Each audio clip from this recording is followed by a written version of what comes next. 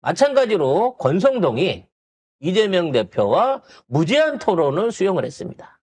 야, 국힘이죠. 네, 겁대가리를 상실한 거죠. 네. 그러면서 이제 아무래도 지금 중도 이슈가 너무 많이 이게 영향력을 미치니까 그걸 희석하기 위해서 아마 얘기를 해보자라는 차원에서 정책 토론을 한다고 합니다. 그게 아니라 웃기는 뭐 얘기죠. 누가 뭐 나올지는 모르겠지만 상속세 이런 거 얘기하자고 했는데 근데 모든 현안에 대해서 하자고 했거든요. 결국에 뭐냐면 또 물고 늘어지는 거야. 뭐 법인카드 물고 늘어질 그러니까. 거고 근데 해봤자. 그게 현안에 대한 얘기를 하자고 해놓고 법인카드로 나가면 이쪽에서는 법인세 문제로 나가면 되는 겁니다. 그리고 거기에 대해서 찍자없는 저런 식의 태도를 해갖고 이재명 대표를 흠집낼 수 있는 게 아니라 윤석열처럼 되는 거야.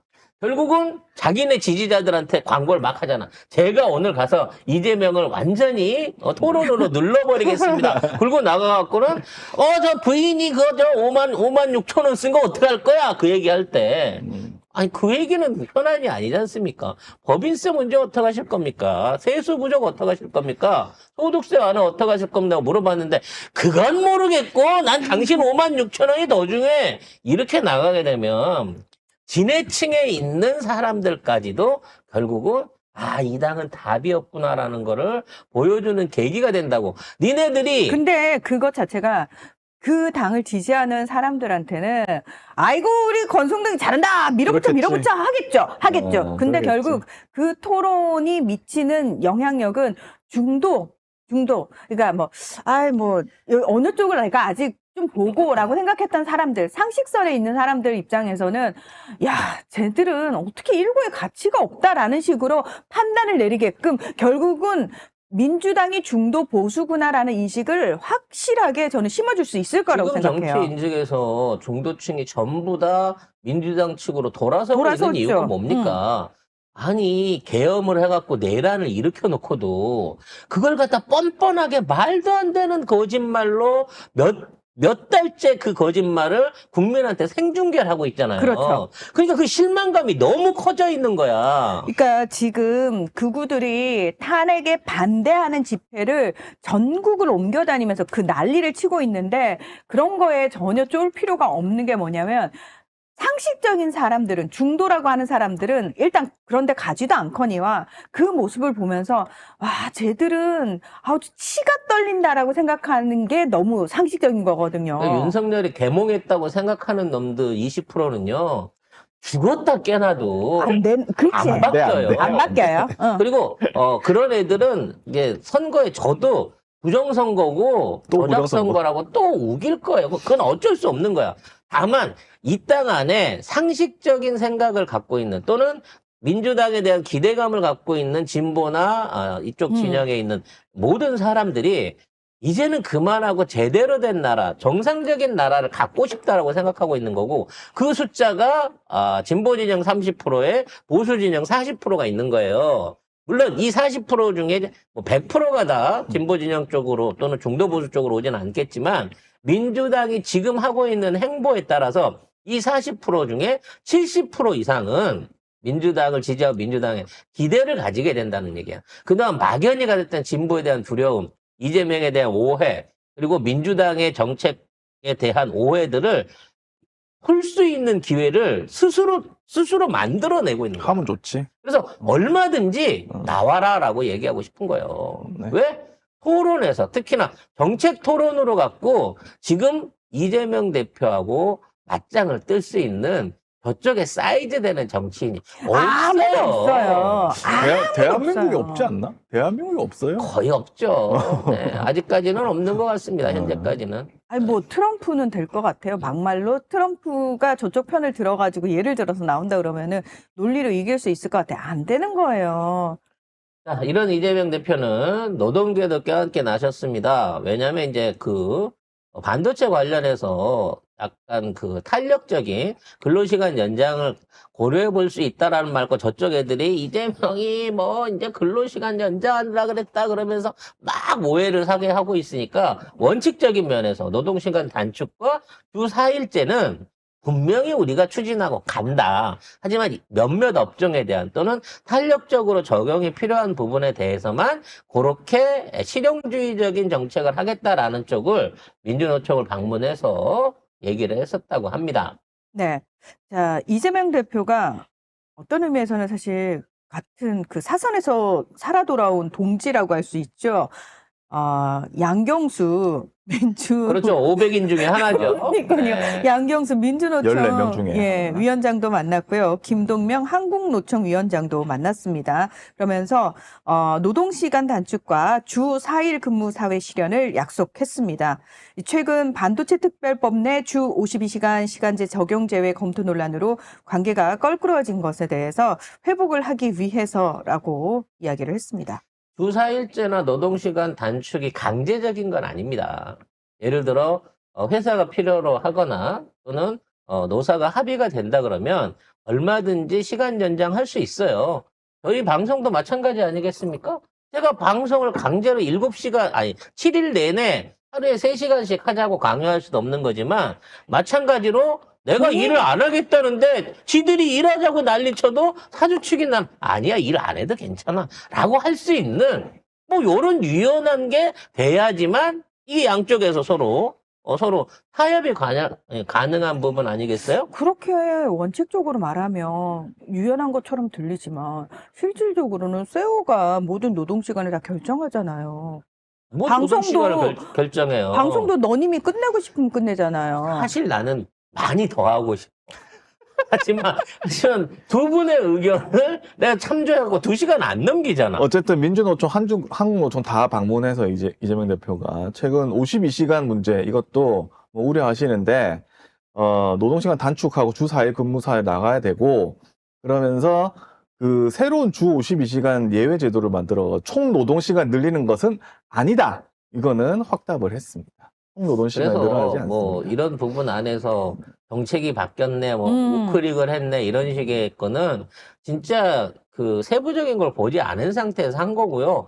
진짜 필요로 하는 부분 안에서는 적용할 건 탄력적으로 운영할 건 운영하면서 그런 운영이 고착화되지 않도록 거기에 대한 변경 그리고 연장 노동에 대한 충분한 노동자를 위한 어떤 보상과 보상, 대책 그렇죠. 같은 것들을 거기에 놓고 있는 거잖아요. 여러분 핵심이 그게 아닌데 왜 자꾸 송 작가님 혼자 7일 해주세요. 이런 댓글을 달고 계시네. 저희 송 작가님이 여러분의 의견을 다 참고해서 아마 결정하시겠죠? 네, 저는 여러분의 의견을 참고해서 절대 그런 일을 하지 않도록 하겠습니다. 네. 자, 아무튼 이런 와중에 시위 노동자들도 만나가지고 그분들의 의견도 들으셨다고 하는데 이런 것들 자체가 사실은 저쪽 국진당에서는 볼 수 없는 거예요. 당연하죠. 네. 당연하죠. 사실 기자들이 조금 심기 거스르는 질문만 해도 째려보잖아요. 저쪽 당 애들은. 그리고 저렇게 방문하거나 만나자고 하는 사람들 절대 절대 안 만납니다. 이태원 피해자 유가족, 그다음에 지하철 이동 장애인 모임들 지금 한 번도 대통령실 방문해갖고 미팅이 이루어진 적이 없고요. 시민사회 소통수석 같은 경우에는 드립다 극우 유튜버나 정광훈이 쪽하고만 연락을 하지 사실 정말 각계각층의 이런 시민단체들 또는 노동자 단체들 한 번이라도 연락한 적 있습니까? 단 한 번도 연락한 게 없는 게 이 정권입니다. 한동훈을 비롯한 정치인들 국립묘지 방문했을 때도 야. 최상병 관련한 인상조사 해병대, 요구한 해병대 개무시했고요. 그러니까. 지하철이나 서울역 같은데 서민들 민심 행보한다고 나가갖고서도 거기에서 시위대 찾아오는 사람들 전부 다 경호원들 시켜서 쳐맞고 아예 얼굴도 말도 안 섞어주는 이런 놈들이에요. 근데 그러니까요. 스스로 길거리에서 지금 시위하고 있는 노동자분 찾아가가지고 이렇게 어찌됐거나 대화와 거기에 대한 관심을 가지겠다라고 말을 해준다는 거죠. 그리고 보세요. 딱 메모하시잖아요. 이재명 대표 저 뒤쪽에 계신 분이 이해식 의원님이신데 참고로 저희과 선배님이십니다. 갑자기 불러와 선배 기억하는지 한번 물어보게. 저를 모르십니다. 그러니까. 예. 자, 아무튼 이마만큼 진짜 바뀐 정치, 진짜 제대로 된 어떤 대선 행보를 가고 계신 거예요. 그러니까 뭐 벌써 대선 행보냐라고 말하는 분도 있겠지만 또 조기 대선이에요. 지금부터 준비하지 않으면 나중에 인수위도 없고 그럼요. 제대로 된 정책을 국민한테 홍보하거나 거기에 대한 준비도 어렵습니다. 물론 현 시점에서 이재명 대표가 민주당의 대선 후보가 확정된 건 아닙니다만 어떠한 사람보다 가능성이 높은 분이시고 확정이 예. 됐죠, 뭐. 됐지. 아니, 진짜 확정인데 아니 전 법으로 세계 정리는 안 했으니까 전 세계 주요 외신들이 다 정말 특별한 일만 없다면 가장 유력한 차기 대통령이라고 얘기를 하잖아요. 그래서 이런 행보를 통해 가지고 이재명 대표 그리고 차기 대선 후보 아직 누가 될지는 모르지만 그 행보와 방향성, 정체성에 대한 모습을 보여주는 거예요. 이건 개인 이재명을 홍보하는 게 아닙니다. 민주당 앞으로 수권 정당이 될 민주당의 책임 정치의 모습을 지금 보여주고 있는 거예요.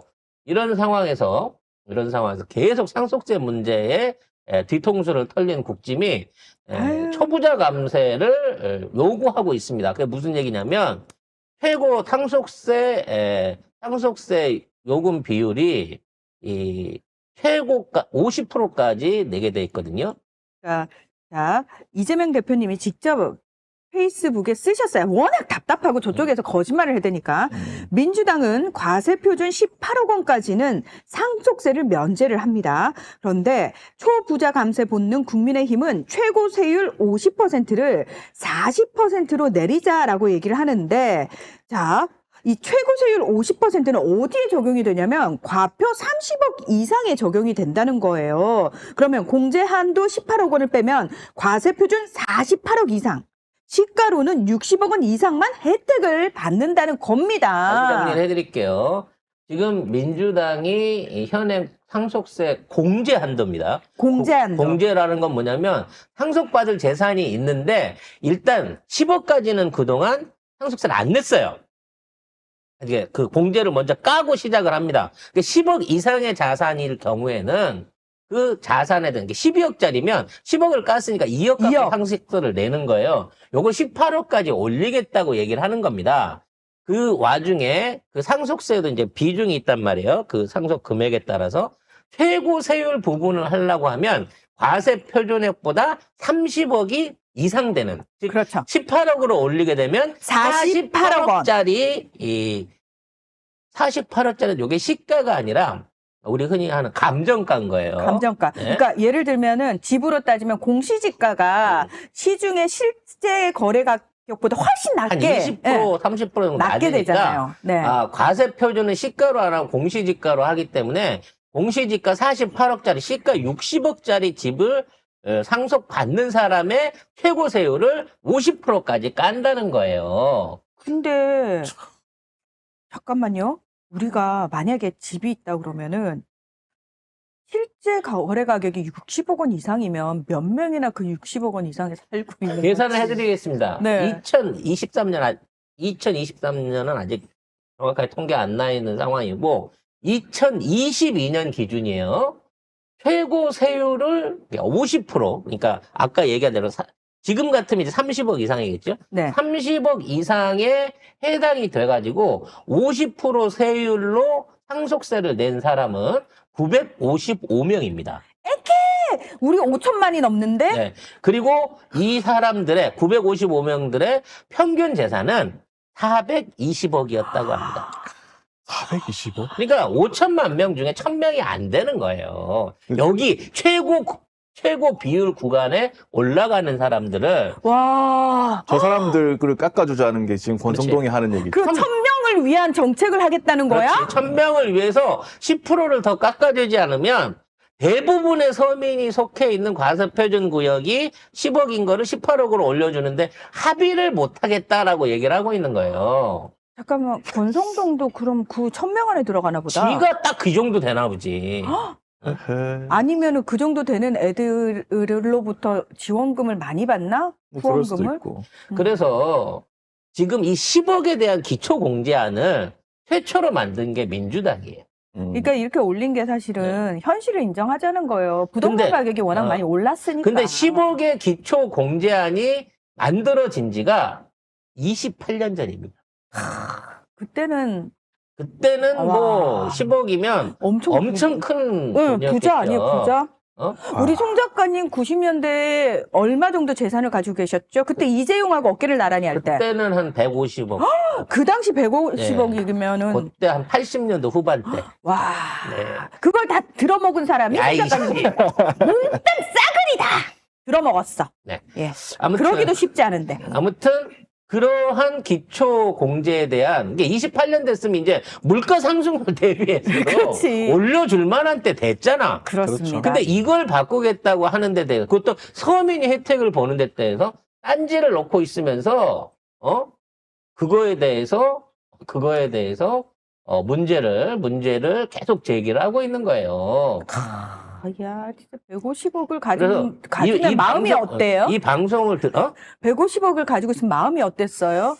그중에 빚이 120억이었기 때문에 별반 그렇게. 에이, 세오는 빚도 자산이라고 생각하는 그렇죠, 사람이잖아요. 그런데 하지만 이제 큰 돈이 굴러가는 느낌은 있었죠. 오. 전체적인 바운더리가 확 크니까. 와, 큰 물에서 노는 느낌은 있죠. 예, 그런 네. 분이 지금 송작가 TV, 송작가네 마을에서 있으니 얼마나 답답하시겠어요. 안 답답해요. 예, 네. 답답하시답니다. 자, 그래서 60억 이상 되시는 자산을 갖고 이 방송을 들으시는 분 몇 분이나 계실지 모르겠지만 있으셨으면 좋겠다. 그리고 살포시 저요라고 해주셨으면 딱 좋겠다. 우리 인구의 5만 분의 1이 1 정도 되는 겁니다. 대한민국 인구의 5만 분의 1. 그러니까 우리가 구독자가 25만 좀 넘으니까 한 5분 정도는 우리 방송을 들으시는 분 중에 이거 나 상속할 때 50%로 받겠는데 이것 때문에 조금 화나실 수가 있겠지만 아니에요. 근데 우리 애청자라면 내가 그 정도 해서 나는 이 사회가 더 공정해질 수 있고 더 살기 좋아질 수 있다면 난 그 정도 기꺼이 하겠다는 분들이 저는 우리 애청자라고 생각합니다. 그럼요. 왜냐면 이러한 그 세법의 한계는 전체적인 거 안에서 따져보면 그거예요. 소수 1, 2%의 높은 자산들이 이런 방식으로 해갖고 무작위 이게 세금 없이 상속이 돼갖고 일어난 돈들이 결국은 사회에 어떤 영향을 미치냐는 거지. 그렇게 받은 상속 지분이 복지에 쓰이겠습니까? 사회건설에 쓰이겠습니까? 재투자를 튀어 기업을 활용하는 데 쓰이겠습니까? 그런 거 하나도 없어요. 심지어 기업을 가업으로 승계받는 경우에는 1,000억까지도 비과세로 처리를 합니다. 이건 그냥 재산인 거야. 집이나 부동산, 건물 같은 재산인 거야. 그러니까 주식이나 사업체를 인도받는 것에 대해서는 1,000억까지도 이 국민의힘에서는 국짐은 까버리는 걸로 이미 세제안을 바꿔놓고 있는 거야. 그건 아직 손도 못 댔거든. 부자들이 부동산 많긴 하지만 갖고 있는 주식 자산에 비하면 어마어마한 거 아닙니까? 이재용처럼 10조가 넘는 이런 자산을 갖고 있는 입장에서는 해결이 안 되겠지. 이 1,000억이 10조까지 늘어났으면 좋겠지. 근데 그런 사람들의 부를 지켜주기 위해서 서민들의 고통을 해소하기 위한 이 법안에 대해서 딴지를 걸면서 이걸 포퓰리즘이라고 몰고 가고 있다는 겁니다. 60억 자산 가진 사람이 서민입니까? 60억으로 종부세 1,500만 원 낸다고 이 정권 때문에 정말 힘들어서 죽을 것 같다고 세금이 1년에 1,500만 원씩 나와갖고 나 집 팔고 이사 가야 된다고 못 살겠다고 하는 사람이 서민이냐고요. 저희 60억 이상 집 가지고 계시면서 난 돈이 없어서 세금을 못 내요. 상속세를 하시면은 60억 집을 파시고 한 30억 쪽으로만 옮기셔도 우리한테는 평생 살지도 못할 집인데 그거 좀 세금 내시면 안 돼요? 집만 60억 있고 나는 수입이 하나도 없다는 거야. 말이 되나? 그럼 뭘로 샀는데?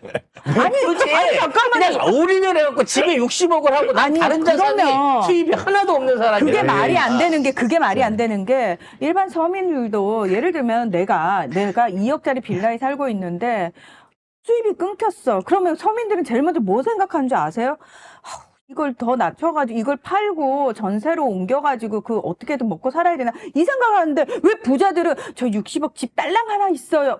아니 딸랑 하나라뇨. 그 딸랑이가 너무 크잖아요. 그 딸랑이를 줄여요. 우리들은 보통 그렇게 살아요. 근데 문제는 언론이 이렇게 딱 쳐주면 이거를 갖다가 민주당 나쁜 놈들. 네, 자기 60억도 없으면서. 자기는 2억짜리 빌라 사라. 2억짜리 빌라도 좋은 빌라인가? 2억도 엄청나다, 야. 그러네. 월세 사는 사람들이, 민주당이 나쁜 놈들. 세금을 올려가지고, 국민들 삥을 뜯으려고 하네. 아유 진짜. 그래서 요런 생각들을 가지지 말자는 거예요, 우리는. 그러니까 지금까지는 권성동이가 그렇게 얘기했잖아요. 서민 부담 완화를 위해서 최고 세율 인하도 필요하다라고 얘기를 하잖아요. 그러면 사실은 지금까지는 언론에서 각종 기레기들이 이 말에 서민 부담 낮추기 위해서라도 최고 세율을 낮춰야 돼. 서민은 최고 세율 적용을 받을 수가 없어요. 근데도 그 이야기를 하지 않아요. 안 나왔잖아요. 종부세로 국민들 허리가 졸리고 세금 때문에 파산하는 집이 생긴다. 종부세 낼 정도 되는 사람이 세금 때문에 파산하지 않아요, 여러분. 근데 우리가 상식적으로 가만히 앉아서 생각하면은 종부세가 근데 몇 명이나 내지? 근데 사람들은 그 생각을 스스로 하지 않고 기레기들이 종부세 때문에 서민들 다 죽는다라고 말도 안 되는 헤드라인을 올려놓으면 사람들은 그래 종부세 때문에 서민이 몇 년 죽네 전에 이렇게 했던 되는 거는 거죠. 뭐 종부세는 부동산을 가진 사람의 상위 2%도 다 못 내요. 내가 상위 2%에 다 들어? 그 반대하는 사람들? 말이 되는 소리예요. 그걸 물어보면 제가 늘 물어봐요. 종부세 때문에 난리잖아요. 그러면 제가 그래요. 그럼 종부세를 우리나라에 몇 %나 낼 것 같냐고. 그러면 그건 모르죠. 그건 언론에서 얘기 안 해주니까. 그래서 제가 그거 2%도 안 돼요. 1%밖에 안 돼요. 그러면 그래요? 그럼 우리하고 상관없는 세금이에요? 네. 그래서 이 상식적인 이런 프레임이 사실 정상적으로 먹히는 나라가 되면 안 되잖아요. 이거는 진짜 외국에서 보면 진짜 저는 뭔 블랙 코미디야. 말도 안 되는 소리야. 아니 월세 사는 사람이 50억 대는 아파트 사는 사람 세금 걱정을 해주는 나라가 있단 말이야. 왜요? 코미디인데. 서민들이 나서가지고 이재용 상속세 걱정해 주던데. 그러니까. 박근혜 걱정해 주잖아. 근데 지금 우리의 현실을 들여다봤을 때 이러한 어그러진 그 과세 정책이나 부익부 빈익빈 정책이 가면 갈수록 고착화되고 있는 거 아니에요. 그러면 이걸 깨트리겠다라고 말하는 걸로 해갖고 국민들한테 표를 얻어야 되는 거야. 근데 되려 지난번 선거 때는 이러한 얘기들을 종부세나 부동산 정책이나 집값 떨어지네 어쩌네 이 개소리를 쳐가지고 이걸로 표를 뒤집었어요. 서울에서 진 게 그것 때문이거든. 한강벨트에 전부 재개발해줄게. 전부 다 집값 올려줄게. 전부 다 종부세 낮춰줄게. 부동산세 다 없애줄게. 라고 얘기를 했지만 그래서 그들이 그걸 낮췄습니까? 안 다 낮췄어요. 떨어져가지고 지금 팔리지도 않고 부동산 다 박살났어. 집값이 올랐어요? 재개발이 나왔습니까? 근데 되게 웃긴 게 뭔지 아세요? 그러면 정부를 욕해야 되잖아. 윤석열이 내가 뽑았더니 내 집값이 떨어졌네라고 해야 되잖아. 왜? 문재인 대통령 때는 막 사람들이 그 부동산 카페 같은 데서 문재인 정부 엄청 욕했거든요. 근데 집값이 올랐는데 올랐다고 욕을 했어요. 네. 떨어졌는데? 떨어졌는데 윤석열을 욕하는 사람들이 없어. 문재인이 올려놨기 때문에 떨어졌다는 거지. 예? 추락하는 것은 날개가 있어야 되잖아. 그러니까 올려놨기 때문에 떨어진 거 아니야. 서로 올려놔 민주당이 라고 얘기하는 거 아닐까요? 일찍들하고 제정신으로 이렇게 대화를 할 수가 없습니다. 그래서 어렵습니다. 그래서 이런 부분에 대한 노골적인 대화가 필요해요. 그러려면 양측에 있는 사람이 다 모여야 될 거 아닙니까? 우리끼리 얘기하면 저쪽 애들이 보러 안 온단 말이야. 그러니까 권성동을 데려다가 이 얘기를 하자고. 그럼 이 얘기 해보고 10분만 지나면 권성동 탈탈탈 털려버릴 거예요.